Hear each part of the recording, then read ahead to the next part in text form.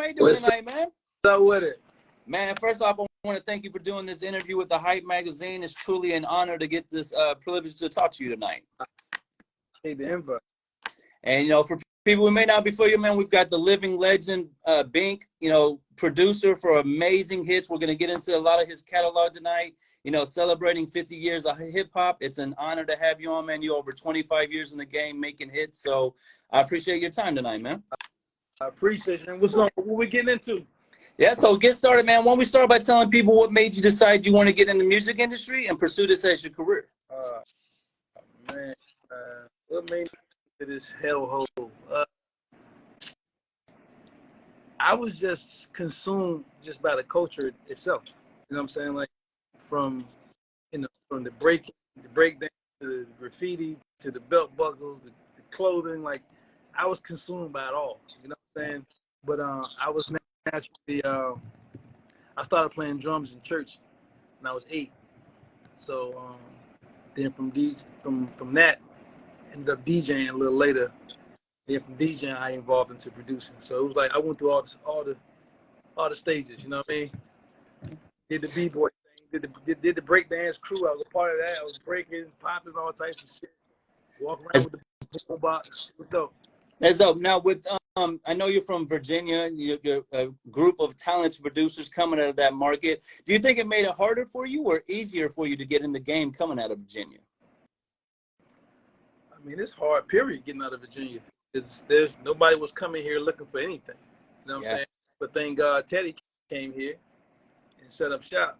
And he basically became the guy to recognize everybody in Virginia. Everybody that was worthy, he put on. Yeah. Dope. Now, I know you have an interesting story of how you met Teddy Riley, so I'd like to get into that a little bit. But for you, you guys collaborated with Don't Leave, with Blackstreet, made amazing records off the jump. So how did you meet Teddy Riley, and what made you guys decide you wanted to work together and, make this great songs that you made? I mean, that was Teddy at the time, man. He was Mr. New Jack Swing. Yeah. Working with everybody. Actually, the remix too at the same time. So just seeing him move around the city and bring all these different artists down and things of that nature, it just really gave me some real inspiration and want to try to get to see it. Just let me know what I'm supposed to get. You know what I mean? So that's what it was. Just seeing him move around with the shoes and the cars and the girls and the, what I'm saying, just everything. So it definitely influenced me. Now, did you have a personal relationship with him, or how did you get the chance to meet? I'm sure everybody in Virginia was trying to link up with him. So how did you make that opportunity for yourself? Well, I had a friend of mine, luckily, named Chance Roland. He was a rapper, and he was one of the rappers that Teddy was using at the time. And he got him like Black Girl records. He got him on the first Blackstreet album. You know what I'm saying? So I kind of came in with him, but I still wasn't ready as a producer. I was still, trying to find myself or whatever. So I was at least in the circle. Plus, my big homie, Lou Sean, had a record label back then called Down South Records, and he was moving around crazy. And he knew some guys that was down with Teddy, and we kind of got to know everybody. So we kind of got used to being around them at the club or whatever. But it wasn't until, I got a chance to play on some beats where I actually got a chance to go in future for real. You know what I'm saying? Real way. Yeah. Now, we'll get into it a little bit more later, but you've always had the ability to play 1 or 2 beats for these people, and they always want them. Like, how's that feel as a producer to know pretty much every time you submit something, you're going to get a great response or they're going to use it for their projects? I think just from being a DJ, that kind of trains your ear to know what people are looking for, what they be looking for. So I kind of attribute that to that. Now I know you said you started early as a DJ. So were you a DJ in the club? Were you a DJ at a radio? What was your experience with the DJ, and how did that help you make that transition to be a producer? I was the DJ who did all the pool parties, all the the club shits, and I was DJing everything at the time. And like I said, when you're DJing, and you reach a certain record, you know what type of record is going to give you what energy from the club, from the crowd. So it just trains you how to make records. You know what I'm saying? To whatever energy you're trying to captivate, you kind of know what elements it needs. Yeah. That was like a necessary transition for me. Yeah, because your beats always, they grab you as soon as you play your beats, man. I've been listening to the whole playlist. Like I said, we set up that playlist for you on Spotify. But all your beats, as soon as they come on, you can tell you got that DJ ear for you, because you know you got about 2 to 3 seconds to grab somebody's attention. So I wanted to highlight that for you. And I work with a lot of DJs, and, you know, that's very impressive that you went from a DJ to, you know, become a producer.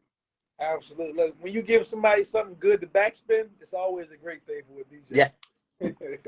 Now, with you being from Virginia, as we stated, a lot of opportunities were and presented yourself. So you made a move to New York. What was it that finally made you make that jump? Because it's a lot of risk that was involved in it. And then how did your experience go when you first touched down in New York? My first experience in New York was I was living with Mr. Cheeks. Yeah. Salute to him. Moving around with Lost Boys in New York. I was still trying to get my bones. You know what I'm saying? Trying to make my way. So as I started people, I started seeing the response. Yeah. The response was like overwhelming. I'm like, oh, maybe I'm on to something. You know what I'm saying? So they would call people in the room like, yo, hold on, stop the beat, yo, tell so listen to this shit. So I'm like, man, like they really fucking with me. So it's a great feeling as a producer. Yeah.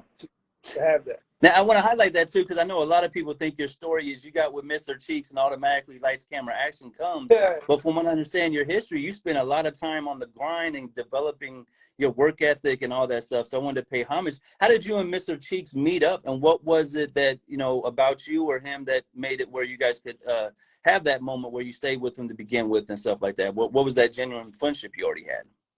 Well, Cheeks was living in Virginia for a while. He was down here, and we both had some street friends. Yeah. They knew each other, and they introduced us together. My man Cheeks was running around with this crew called Butt Naked, Buck and L. Yeah. And they put us together, and we just stayed locked in until he got on. Okay. Yeah. And it never gets, you never got upset or frustrated. You know, so many people, they think this music industry is fly by night, overnight celebrity status. But, you know, it sounds like you stayed positive and you never let that get to you. What was it about your vision for your dream you think that helped you keep going, even though maybe it didn't happen immediately or took a little bit of time, as you stated? What was it about what you saw in the future that kept you going? No, it pissed me off, Yeah. but I use that as fuel. Yeah. Oh, I ain't make that album. Okay, all right. I ain't pick nothing. Okay, all right. I see y'all next album. Come back. You know what I'm saying? So moved to New York with him. It was Legal Drug Money album. I didn't get nothing on that album. Yeah. So that made me go back in my doghouse and lick my wounds and try to get back at him. So the next album around, which is Love, Peace, and Happiness, I ended up getting 4 up there. Yeah. You know what I'm saying? So I made up for it. But yeah, it hurt not getting on that Legal Drug Money album. It hurt. Absolutely. And I'm sure, like you said, it motivated you too a little bit, because you're like, you come from Blackstreet, you've already had success with R&B, and now you're in New York and you've got the relationships and the connections, but they're not giving you that chance. So you said, next time I see you, I'm going to have so many heat for you that you're going to pick. And it seems like, you know, 4 to 5 is a good number for you when you submit your records. What was the first song that they liked of yours or production you did of yours that got picked and let them know, you know, they were going to use you for the whole project? I mean, because I was living there, you know, we was coming up with shit like every day. You know what I'm saying? It was just about narrowing it down to, you know what I mean, to a nice number that made sense. So, you know, I ended up having the intro, and then I had like, you know, interlude, and then I had like other, like 3, 4 other songs. So, it was organic, bro, to be honest with you. Yeah. Every day, banging out, doing joints, and there was a lot of, like, keep in mind, you had Clark Kent coming through, Pete Rock coming through, Easy Mo B coming through. So, you know what I'm saying? So, still make it with those guys, it meant a lot to me. Yeah. Now, like you said, Mr. Cheeks, we all know him for Lights, Camera, Action, an amazing record you produced, and then the remix is legendary as well. When you guys made that song in the studio, did you guys know it had this much potential, that it was going to be that captivating song that it was, or did it kind of catch you guys off guard a little bit how successful it was? I thought it would be a good club record. Cheeks didn't like it at first. Wow, okay. Yeah, so he wasn't all in from the beginning. But after he started writing, an hour into it, it clicked. And then it was a wrap after that. And I heard you mention before you had took the sample and you kind of sped it up. Like, you know, I mean, most people were used to having a slower sample with, but you sped that up. You're really technical with your beat production. Now, I want to make sure we highlight that for you. What when you do these samples and change it, how do people respond the first time they get to see you do these things and make those amazing sounds the way you do? I don't work in front of a lot of people. Okay. First of all, so a lot of people don't really get to see that process outside of my people. Yeah. So I'm not an open book when it comes to that. You know what I'm saying? But it was Little Kim had used that sample before. Yeah. They slowed it down like super slow, but I'm like, the original sample was a party record. So I'm like, shit, I'd rather keep it right here than to try to slow it down. So I just tried to keep it on some party shit, and it worked out. You know.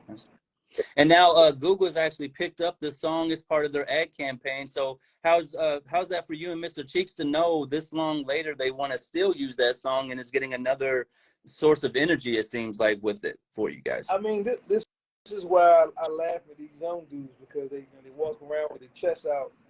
I'm like, bro, this is year 2 for you. Yeah. You know what I'm saying? Like, yo, holler at me in 10. You know what I'm saying? No, matter of fact, holler at me in 3. Will you still have the same relevance in 3 years? So it's like, that's what they don't understand. It's like, you can get hot, but can you stay there? Yeah. You know, so, yeah. Now, you were Missy Elliott co-produced Tamia's record. Can't go for that. You know what I mean? And I know that was a great situation for both of you. What was it like working with Missy, and how did you and her come together and start collabing that way? Well, you know, Missy's from the career. We both from Virginia, but we had my manager at the time was really close with her and Timbaland, Okay. and he kind of made that happen. And she took me under her wing, and you know, and showed me. I learned a lot watching her work. Like she's phenomenal, you know. And so to be able to be in her space and work with her and see her with her process, she could do 3 songs in one day. Yeah, yeah. That's R&B. Like that's pretty much unheard of to see somebody work that kind of fast and that efficient. You know what I'm saying? So I learned a lot from working with her. But Missy had always been that girl, man. Like they were hiring Missy to produce whole albums. You know what I'm saying? Yeah. A lot of people don't know that about Missy. They thought she was just the rapper, but really she was a dope producer and got her legs and got kind of in the game that way. Like Tamia didn't come and say, "Hey, I want a beat from Bink. Let Missy write it." That's not how that happened. They was like, "We want Missy to produce a record for us." Mm-hmm. Missy, on the other hand, was like, "Okay, I'm gonna get my man Bink with me to do the beat. I'm gonna write it." Dope. Type shit. So that's how that. Now, where were you when the first time that remix hit of Lights, Camera, Action and Missy's shouting you out at the very beginning? You're someone who's very humble and you're quiet behind the scenes, but then you got Missy shouting you out on the biggest record at that time. How did you and your family respond to that? The thing was, like, she was the first person I called for the remix. Like, I put the remix together myself. That wasn't a label thing at all. Oh, dope. Okay. Like, that was all my doing. You know what I'm saying? Because the label had already given up on the record.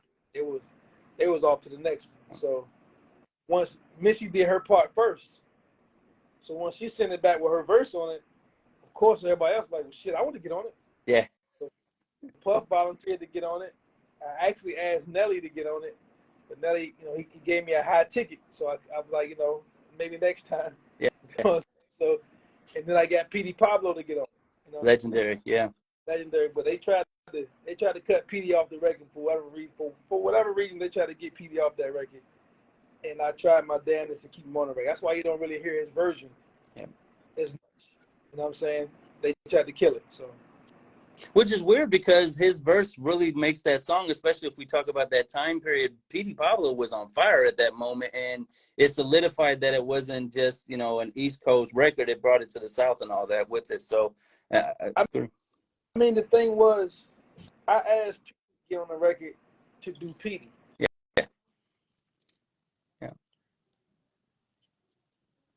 Oh, is it frozen? Hold on 1 second. It looks like his Wi-Fi's frozen a little bit.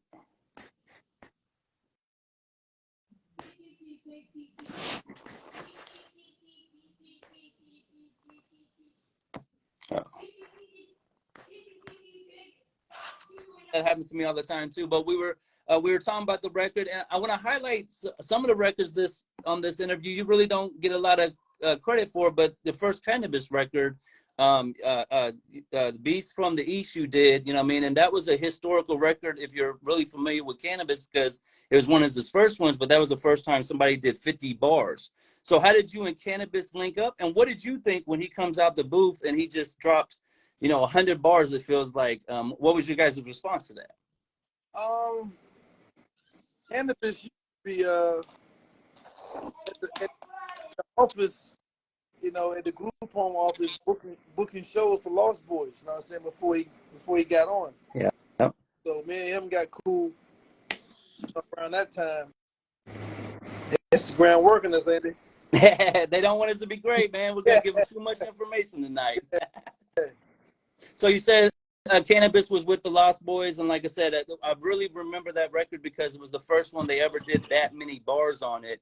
So what was your response when he came out the booth and did that many verses? Did anybody give him any kind of pushback, or was like, you know, dope shit? It was overwhelming. You know what I'm saying? We were all blown away. Like, wow. You know? Yeah. Salute to LT Mo jumping in live. He's one of the reasons we had this opportunity tonight. You get a lot of love from a lot of producers, man.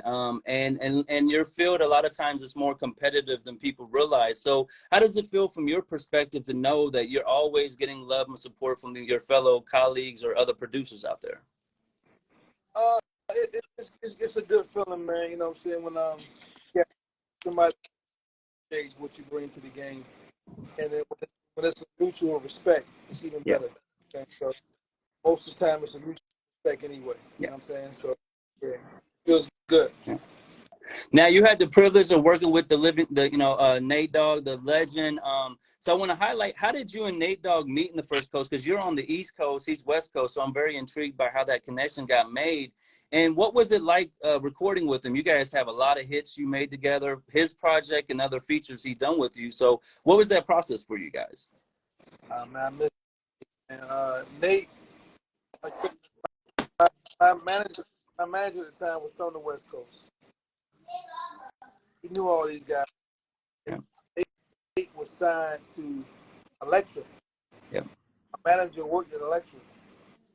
So they came up with this idea of maybe Bink should do the whole album damn near, you know what I'm saying? So that's how we ended up doing, you know, I Got Love and all that type of stuff. So while we was finishing up other records, I brought him to a freeway session. Yeah. He had been trying to get a hook on this record forever. Nobody could figure it out. He came right in and did it like in one take, and it was like a phenomenal record from then on. But you know, Nate's a great guy, man. You know, I had a very great relationship with Nate. He was a real one. Loved his Hennessy, loved that good kush. Yeah. That's what all the session was about, for real. Now, that's dope because you mentioned that your manager, and your viewpoint as a producer or somebody in the industry, how important is it to have the right management team behind you or the people helping you? Because they a lot of times can make those connections, as you said. But from your viewpoint, how important was that for you in your career? I mean, to be honest with you, my career didn't really take off until I got one. Okay. Really need somebody out here that's lobbying for you. Yeah. Putting your name in rooms that it ordinarily wouldn't be in. Yeah. That's what it's really about. So now we mentioned producers. So I want to highlight a couple of producers that they're legendary producers in their own right, but you produced for him. Jay Dilla for first one with the song Diary. So, he's, another legendary producer, but when you hear this song, it stands out. So what was you and Jay Dilla's relationship, and how does it feel to know that some of his diehard fans go to that Diary record, all the time? It was another guy that was A&R and Dilla's album at the time. That was a friend of mine, and he bought Dilla by my house. I'll never forget it. Dilla came by the house, he had the fur hat on, the mink coat to match, you know what I'm saying? And he basically told me that he wanted to do an album, but he didn't produce the whole thing. He said he wanted to get beats from other producers that he respected. And I was mad because I knew about Jay Dilla, but I didn't thoroughly know his discography. So it wasn't until after he left my house I found out a lot of records I thought Q-Tip did, he had done, and I was like, oh my God, I knew that while he was there. So I still gave him his flowers, but it was just some records I loved that I didn't know he had anything to do with. That I wish I knew that when I met him. And I know you're a huge Q-Tip fan. What was his impact or influence on you as a producer, or being in the industry? It was everything. Yeah. I learned a lot from listening to Q-Tip, and I kind of use that as a template. You know what I mean? And not to sound like him, but as far as the quality thing, like make sure your drum, make sure your samples are nice and clean. If you can get the bass played over by a live bass player, get them. Get the keys played over, like all that type of shit. I learned from this guy called Quest. So shout out to Keith for that. That's dope. And of course, you were part of the Compton soundtrack. Dr. Dre single song he's playing. Most people say it's one of the standout tracks of it. It's All Me. So how did you link up with Dre for that Compton project? And how did it feel when you knew that, it stood out as one of the dope, the songs the fans really loved off the whole album? Yeah, I actually did that record for Dre on the spot, actually. Wow. And shout out to my man Nascent. Nascent has given me the sample he had been sitting on for a while. He said he really didn't know what to do with it. And I flipped it right there on the spot, and Jay loved it. And I finished it back when I got to Virginia. And I just sent the session out to him, and then he added live drums and brought BJ Chicago Kid in. Just really made it a record. So that was my first time really collaborating with him. Now, a lot of people think they have to be in the studio with the artist when they're making these songs, but you sound like, and you've made it very clear that you work by yourself. So when you're working with these artists, are you getting their vocals when you're making the beat, or are you kind of just making the beat and then they're putting the vocals and everything after the fact? Yep. In that order. Wow. So you don't even know the final product until you hear it then. So you've given the beat, they like the beat, but you have no clue what they're going to do with it. Not the slightest. Wow. But that's what's the crazy? Get it back. When you get it back with a song on it, that inspires me to do other things to the record. Yeah, I heard that. So you give them the beat, and now they're giving it back for you to add the other elements to the song. And so what's the process normally take for you from the time you submit the beat till, final song is done? On your end, not talking about label politics or any of that, but how long does it usually take for your process? I can't really give you a time. It's like, because knowing when a record is finished is to your discretion. Yeah. So it's just, just trying to stay conscious of not overproducing the record. Yeah. Making sure all the elements are there that I need. So, sometimes it may take days. You know what I'm saying? Me riding around with the beat in the car for days in a row, maybe a week at a time. Just listening. And if I don't hear shit else, I'm finished. Yeah. So once it passed your test, that's when you know to go ahead and get it on to get it back to the artist and let them have it. Yeah, but it's like a lot of artists aren't smart enough to understand that finishing the record, you should have the producer that produced it involved. Yeah. You know what I'm saying? And they don't understand the importance of that. Nobody can finish my record better than me. Yeah. You know what I'm saying? Yeah. Yeah. So you can try. You can make it. Like I tell people all the time, it's like doing music is relative, right? it's almost like being a fashion designer. Like you got on an outfit, and I think you should have had on Air Force Ones. You think I should have had on Reeboks. Right. Who's right? You know what I'm saying? Yeah. It's that type of thing. I thought cello, you thought violin. I'm thinking guitar distortion, you're thinking guitar wah-wah. It's like who's right? So anybody can come in and throw their 2 cents in, add something to your shit, you know what I'm saying? It doesn't mean that's what needs to be there. Right. Because it should be up to the discretion of the producer. Yeah, because you're the one that had the vision for the song in the first place, so you know what needs to be added after the vocals get there. Now you know where the sounds are going to be at and the different elements you want to add. Right, so the thing is like, a lot of these people now feel like once they pay you, you can just get the fuck out of the way. Yeah, they do. Like, that's the dummies, though. Yeah. But the real people that understand the process is like, no, they want you a part of it to the end because they want it to sound like. Because the thing is, the rough version is always the best version. Yeah. You try to mix it doesn't sound as good as the rough. That's the reason why, because the original producer wasn't there. So you got engineer in here trying to make it sound like he wanted to sound, and we really don't give a damn about what he hear. Yeah. We want it to sound like the beat tape did. You know what I'm saying? Yeah. So that's the issue. That's an ongoing issue to this day with producers and artists. That's one thing I really love about what you do, Bink, is you do give this kind of game. Like on your social media, you do the sampling, and I'm a major fan of that because I'm listening to you show the hook sample, and I can hear where you heard that moment where that's what I want out this song, and you're showing how you chop it up and stuff. What made you decide to do that on your social media? Because like you said, you're more a private person. You've never shown this information, but now with social media, it looks like you're starting to do a little bit more of that. What made you decide to start doing that? My thing is, it's not like I'm giving up a secret. Yeah. The record is out. If you can't hear where the chop comes from, you don't need to be fucking with music. You know what I'm saying? Yeah. Once the record is out here, you hear everything that's in it. If you're trying to duplicate it, like you can just do what you hear. Yeah. So I just feel like just doing that is just, it gives people a chance to connect to the music some more because a lot of people don't know what it takes, what doing a beat entails, what goes into it. You know what I'm saying? So to see it, where it came from, how it came together, it makes people appreciate the creation that much more, which I find.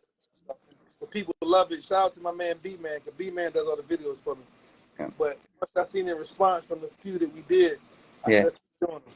Yeah, because it shows the science behind what you do, Bink. Like, you know what I mean? A lot of people think it's just Congo drums, but you do so much more than that. Those samples you chop and all that. Like, I remember Freeway song, Running with the Free off the State Property song. The first time I heard that beat, I'm like, yo, what is that? Like, never heard anything like that. And you have so many beats like that. Like, how many times has somebody said, yo, I've never heard that sound before, or I've never even thought of that? Yeah, that's a funny story with that record, though. I was on, you familiar with New York at all? Yeah, yeah. 6th Avenue, right in front of Radio City, right? Yep. All the halal food trucks and shit. Yeah, yeah. I was over there. I was getting me a gyro, and the guy who was the stand he was playing the Arabian music. And I was like, okay, I hear it. Yeah. It sounds crazy. So I hear the shit from rolling down the freeway, and I'm like, yo, bro, let me get that tape. How much for that tape? Yep.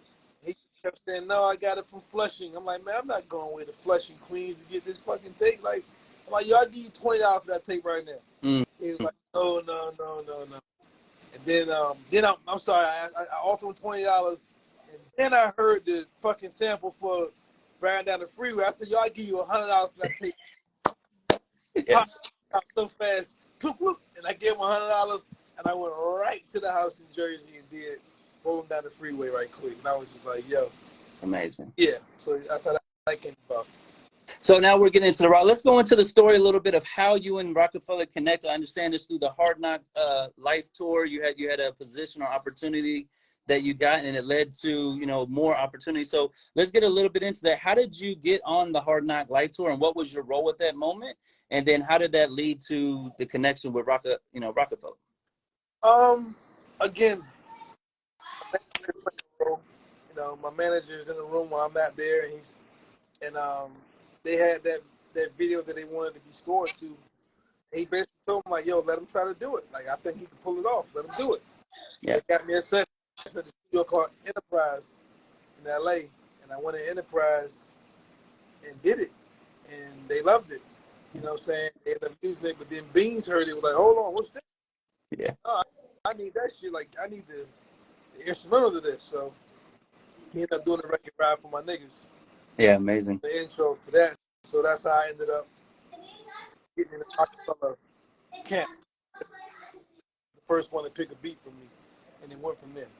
Wow. Now the Ride for My, you know, that's a classic Beans record, and I seen where it goes into that point where they were saying you need to hurry up because you were going and doing your elements to it, and it took a little longer than they expected, but when they finally got that final product, they knew why it took so long. Like, how many times have you had that response where someone's saying, "Dog, like, can I just get the files?" You're like, "Nah, dog, I need a few more minutes. Let me add this," and then they finally get it. They understand why you took a little bit longer, because of all the additional sounds, the perfecting of the music you do. I mean, like I said, it's only for the people who don't understand the process. You know what I'm saying? People who understand the process and that are fans of your work, then they understand it's a lot of moving parts already. Yeah. You know what I'm saying? So it's like they allow you to do you, and they stay out the way. Some people think they know your beat better than you do, and you know, shit like Devil Do just happened. You know what I'm saying? Other than that, you know, allowing the producer to do what he does, you're gonna get a better record every time. Yeah. New face in the building. Salute, New Face. Now you were one of the first producers at Baseline, you know, legendary studio we all have heard about. But how did you connect with Baseline, and what was your first experience being there? Once again, a manager situation. My manager was cool with Malik Sealy. That was Malik Sealy and Juan's studio. Yeah. So Malik walked us up. They were still finishing up the place. So I booked the first 30 days at Baseline with a PO from Electra Records. Okay. Mocha. Working with a girl named Mocha at the time. Shout out to Mocha from Richmond. And yeah, man, that's how that came about. And with Baseline, you know, there've been a lot of legendary studio sessions. What were some of the records that you were able to create there or be a part of that people may not be familiar? We're going to get into the blueprint in just a second, but are there other records that you did in Baseline that people may not have knew that was you? I did You, Me, Him, and Her in Baseline. Yeah. And, I'm trying to think of what else. Anything else I do in there? 1-900 Hustler, Baseline. Yeah. Shit. I can't even, because you know the thing is I have my own spot at the house. So that's why you don't see me on that Kanye documentary, because I didn't spend a lot of time in Baseline outside of those 30 days because the A room wasn't finished yet. Yeah. So the A room finished, that's when Rockefeller came in. And that was like at the tail end of my 30-day run at Baseline. I went back to Jersey. Okay. I started working at the crib, so I can't really think of no other record. I probably did some other freeway shit in there too, but I can't really remember.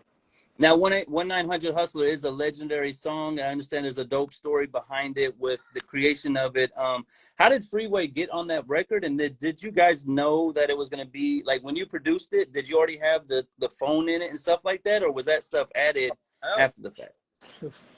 Fuck no, that shit came, like, last minute. Oh, okay. Yeah. Bottom of the ninth inning, you know, into the fourth quarter buzzer beater type shit. You know what I'm saying? Yeah. So they had 1-900 Hustler for months, man, and with no vocals on it. But they were very adamant about me not selling it. So it was like, yo, do not sell this record. Like, don't sell it. I'm like, okay, all right, whatever. So Def Jam was like, listen, we don't give about what y'all doing. This album need to be finished by Monday, and that's just it. Yeah. It just so happened that night we were all in baseline. Everybody was there, the whole crew. And they was like, we gotta knock it out. So we all put our minds together, and Beans came up with the whole concept of being a call-in situation, which I found out later was some record from Texas. They did the same thing before that, kind of similar to that. I just learned that this year. I didn't know that, so I had no idea.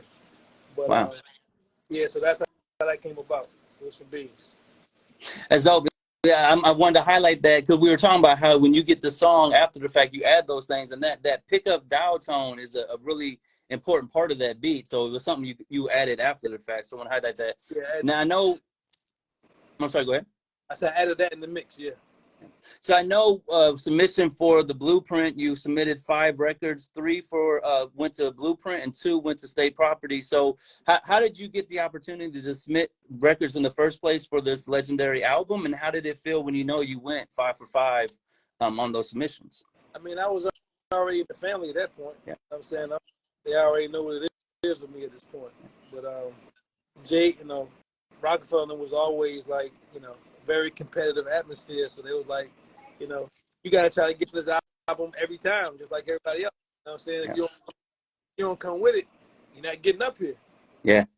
Like I said, the night I came, it was the night that Jay had invited a lot of people over to play the album for him. So I'm in a room and he's playing like, Takeover and Girls, Girls, Girls and Song Cry. He's playing all these records back to back. Yeah. And he turns around to me and say, okay, it's on you now. Don't make an ass out of me. Yeah, real shit, because at that time, they used to do Keep It Real Thursdays, and you played your beats in the front room first on the boombox. Yeah. You didn't get to go to the A room and play it unless they liked it. Yep. So they were already in the A room. So I skipped the boombox part. You know what I mean? Yeah. So that's like, all right, now, you're supposed to be on the boombox, but you're in the A room, so don't make an ass out of me. Yeah. Play the 5 joints. Now, and it's legendary because, like you said, you were already a part of the fam, but there was no handouts. You still had to work. Hold on one second, my light went out.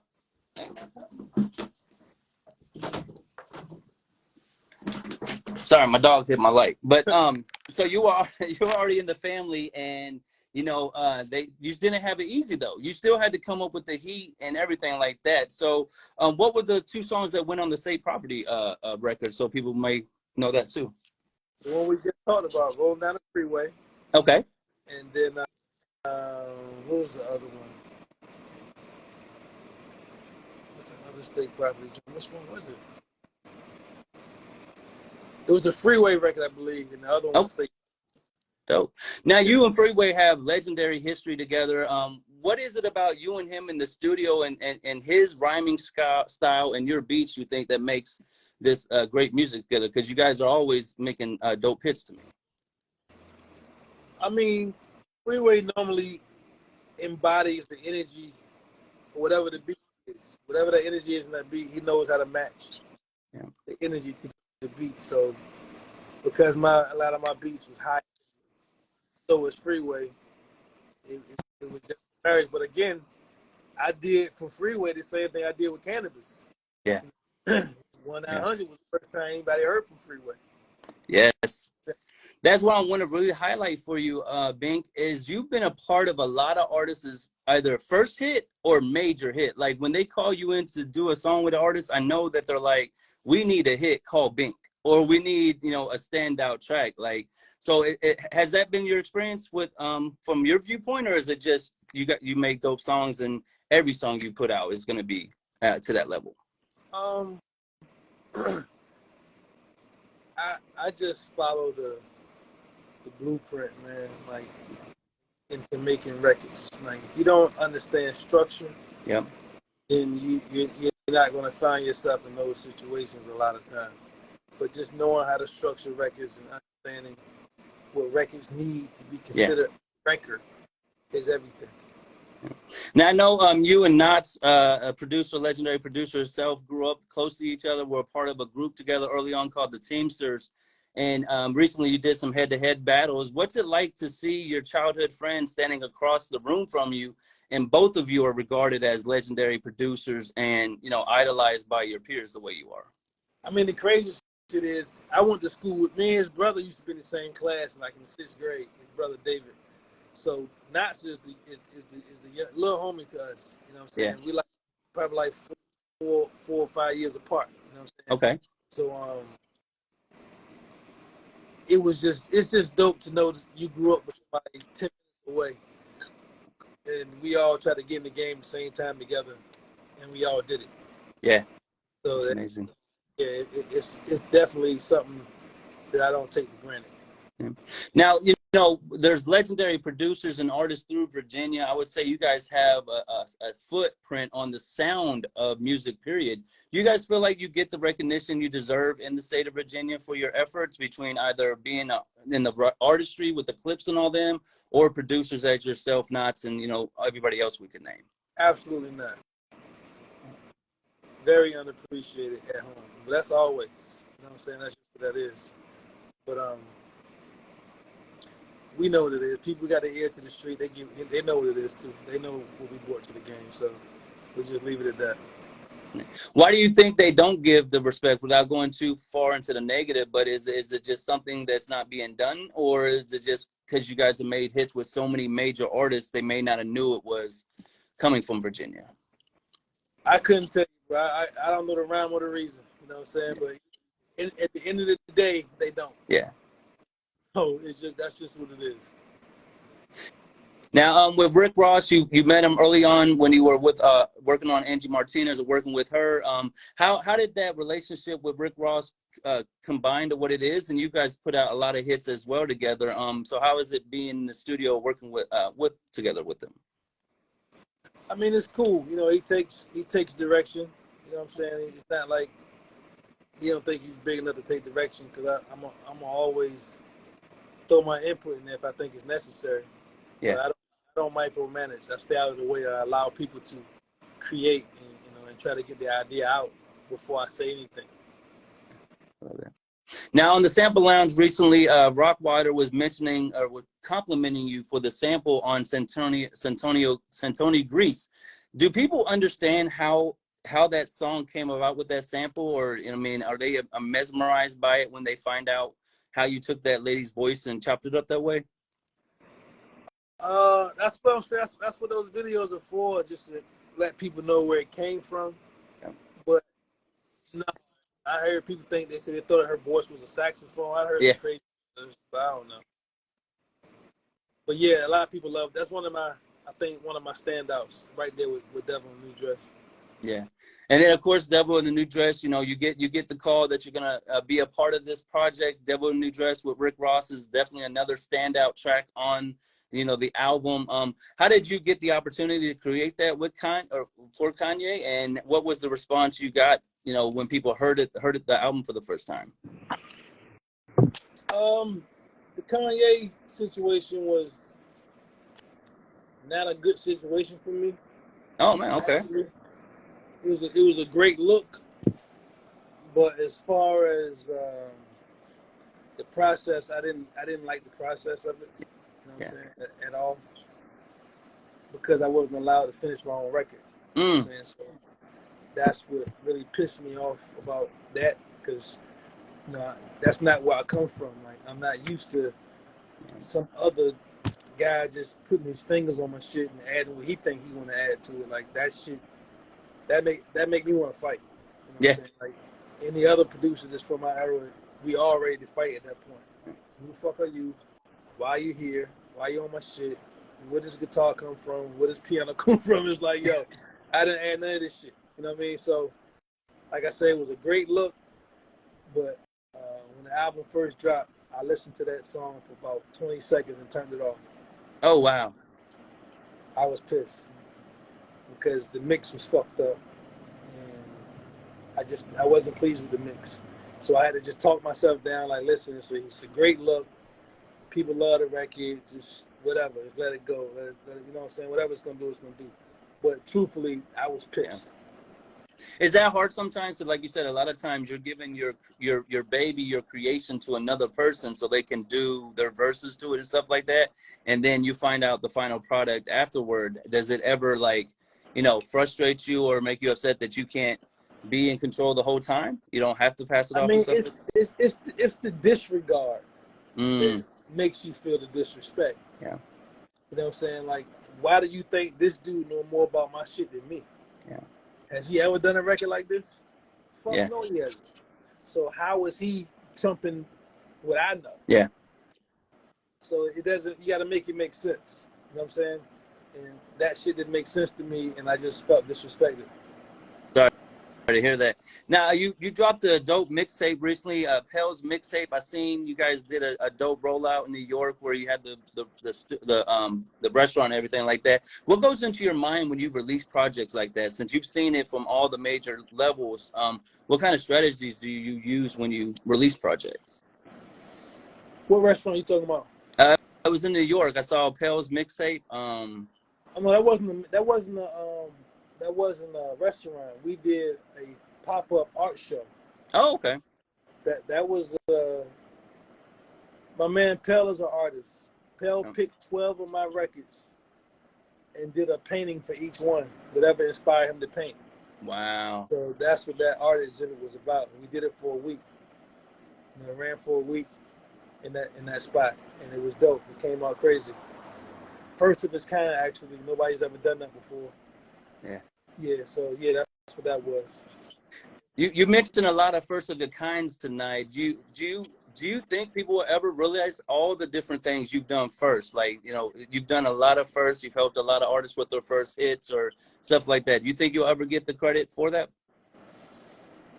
Hopefully, before I leave here, Yeah. I get it. You know what I'm saying? But people, for some reason, tend not to want to go down that rabbit hole and really do their research until it's too late. You know what I'm saying? Meanwhile, they just keep, accepting these headlines they see that try to paint me to be this other angry producer. It's just always mad, just that dumb shit. You know what I'm saying? But I'm passionate about my art. Yeah. As I should be. Yeah. You know what I'm saying? And I don't want nobody touching my art without me knowing. Yeah. So that makes sense. Yeah. So I'm not. This is the thing. Most of these guys now are just happy to be here. Yeah. I know I belong here. Yeah. So I'm not just happy to be here. So you're not going to treat me as some happy to be here type of guy. I'm not. That's not me. Yeah. You know what I'm saying? So that's the difference between me and these new guys. Okay. Now, with your ability and your passion for the technical of being a producer, have you ever thought about doing any kind of courses or anything like that? Like this new sampling thing? Oh, looks like you might have dropped off again. Appreciate everybody tuning in for the interview. A lot of great information.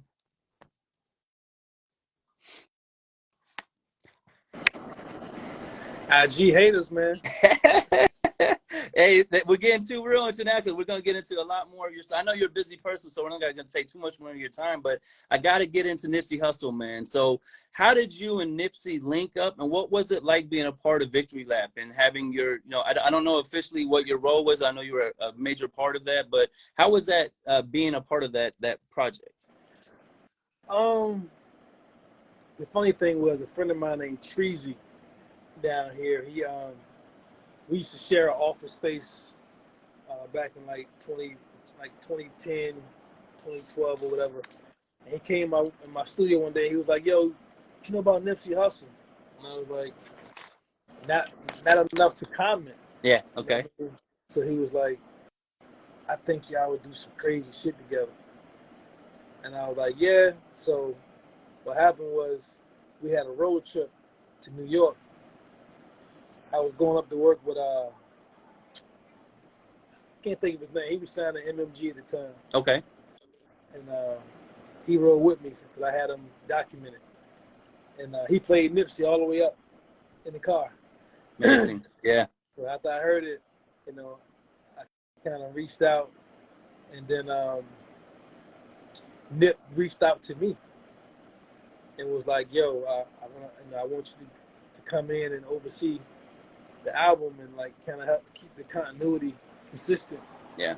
Throughout the whole album for me. You know what I'm saying? I was like, cool. So I flew out to LA. I was in LA about damn near 2 months, just working with Nip. You know what I'm saying? And hands down, Nipsey is the only artist that has ever made me feel that much appreciated. Wow. For what I do. Okay. The only artist ever wow. that made me feel, because he said to me, like, yo, I know the sound I'm trying to do is your shit. Yep. You know what I'm saying? Just help us get it there all the way and whatever else we may need. And I was like, you got to honor that. You can't fight that. So I really honor him for saying that and being honest with me. And I really felt like he had something special. So once I got out there, I basically was just telling him, like, yo, Mike and Keys, these are your guys. This your backbone. Like, you should really ride with these guys. And I think this is your sound. Because they had really done all the mixtape shit up until that point too. But I was like, you don't really need to redefine your sound. Like, I really feel like this is where it is, right here. Yeah. In addition to some other records. You know what I'm saying? So he finally started locking into that, and they gave me A&R credit on the album for being around. You know what I'm saying? Congratulations. And you, if you're an early Nip fan, you could tell the he definitely looked up to your style of music. So when you guys come together, it was a seamless combination because his songs already had some of that same element, that soulful sound and stuff like that. What was, I know Nip was very big on futuristic stuff. He was talking about AI stuff before everybody. He was talking about cryptocurrency. Were you getting any of those conversations about, this futuristic stuff that's coming up? And what are some of the things you and your team are doing to take advantage of all these new things we have available to us? I mean, I put him and Ryan Leslie together. Okay. So that helped him out a lot. That was before he met the kid Idris. Yep. But once he met Idris, it was a wrap. Yeah, he was a genius. Yeah, genius. So that's how they ended up opening up the first smart store in LA.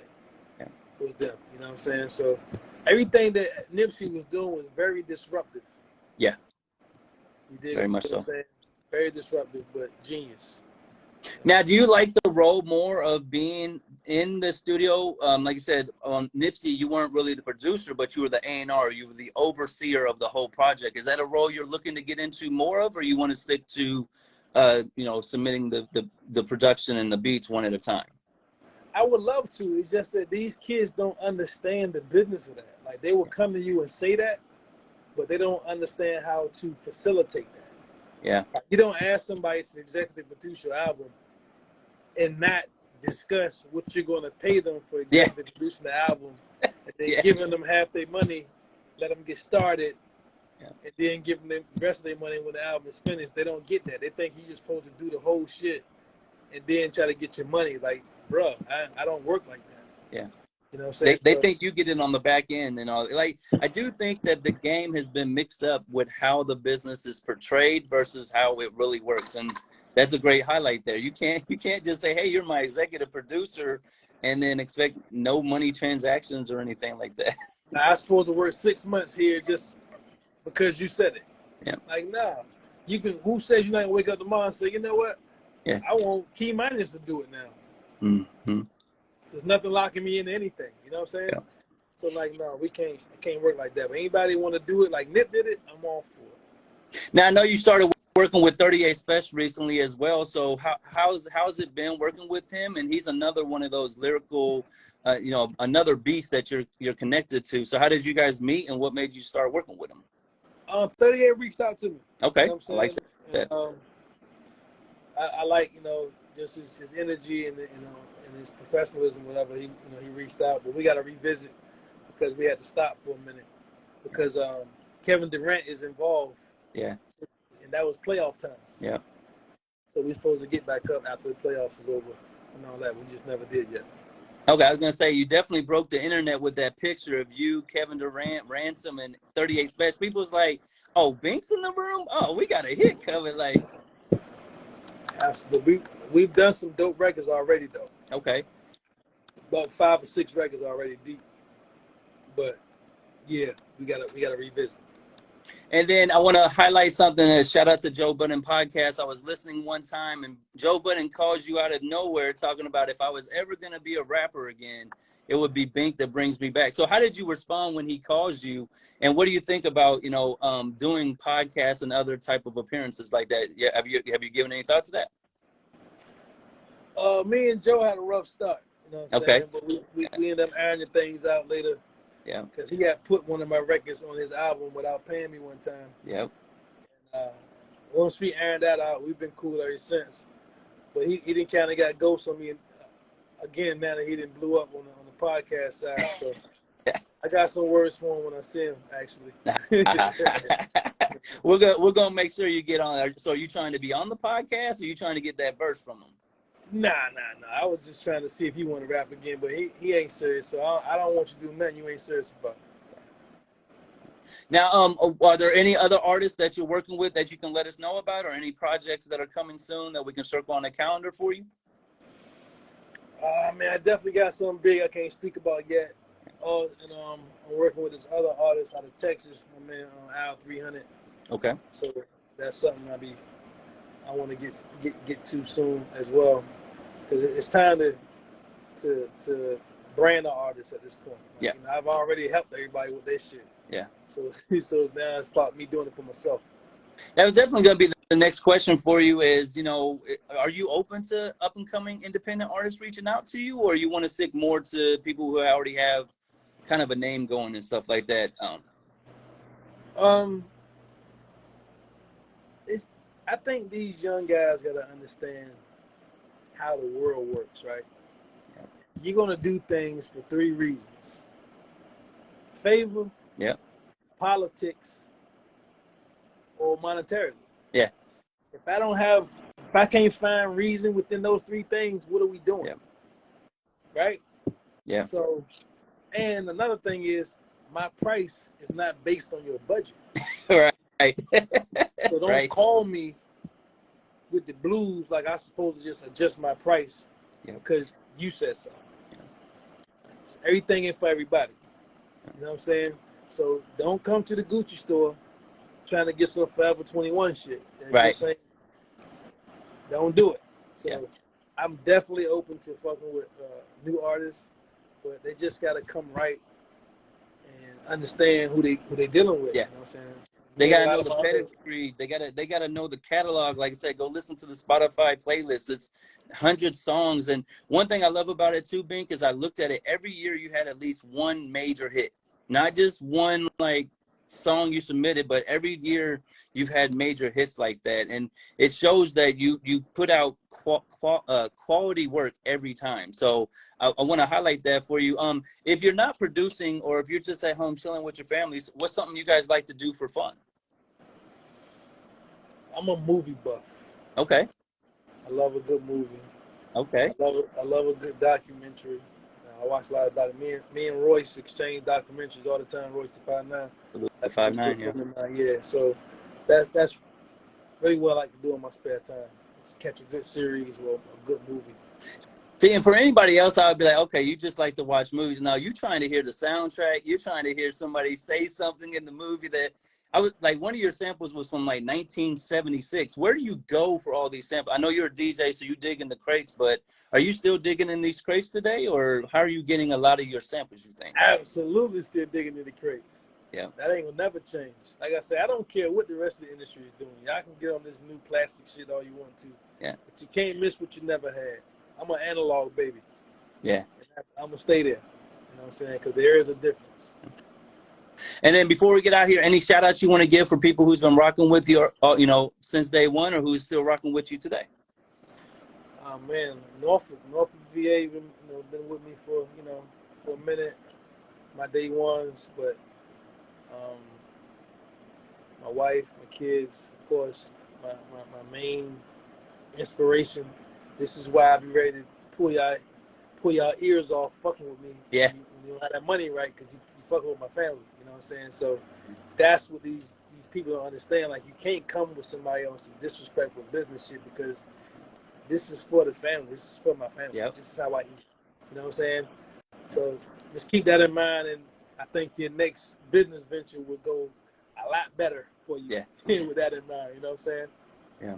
Now we know there's an album coming together out of VA right now. You know, the clips. Maybe we'll get some Bink production on that. But you know, speaking of, nothing. I'm not up there at all. No, I don't know what they're doing. Like, maybe Pharrell probably doing everything.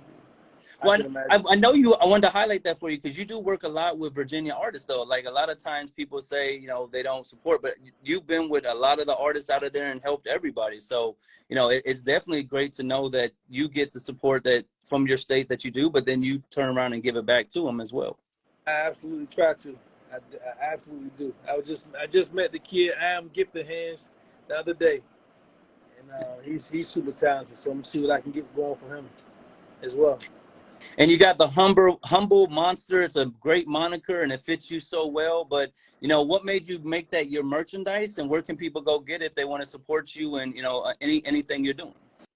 My merch page is HM_merch, so that's where all the merch is at. So if you want to buy anything on that, just DM and somebody will holler back at you and get it done. Well, I appreciate it, man. Like I said, it's truly an honor. I went through and was listening to all the songs you created, and I realized you've made every dope song that I loved anyways. Like, I was a fan of your production that's big, but all these You God records, Lost Boys records, like, you've got so many major hits that people don't know about, man. So I appreciate your time. Anything else you want to let people know before we get out of here? No, keep supporting, man, and I appreciate everybody that's been showing love for sure. I appreciate and if you got any new records, man, I'm with Stopbeefinradio. We love breaking records to the DJs directly, so I'll be happy to put anything out you got, man. I keep that in mind. All right, man. Salute. Have a good night. My guy. Peace.